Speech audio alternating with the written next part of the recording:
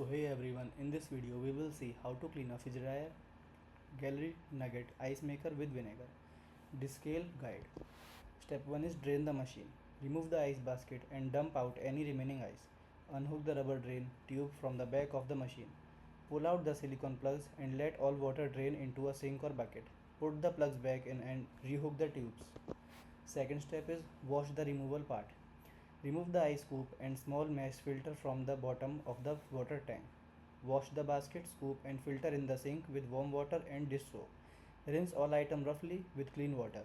Set the washed item aside to dry. Step 3 is run the vinegar cycle. Pour a 50 by 50 vinegar and water mixture into the empty water reservoir. Do not exceed the max line while filling.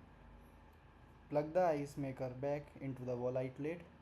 Press and hold the clean button for 5 seconds until the light blink and allow the machine to complete the cleaning cycle, which takes approximately 15 minutes. Fourth step is scrub internal component.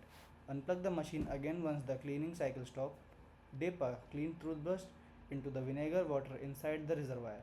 Scrub the corner sensor and water hose to remove slime or scale. Wipe the inside wall and the lid with a soft microfiber cloth. Unplug the back drain tubes again to empty out all the dirty vinegar water. Fifth step is rinse and fresh water.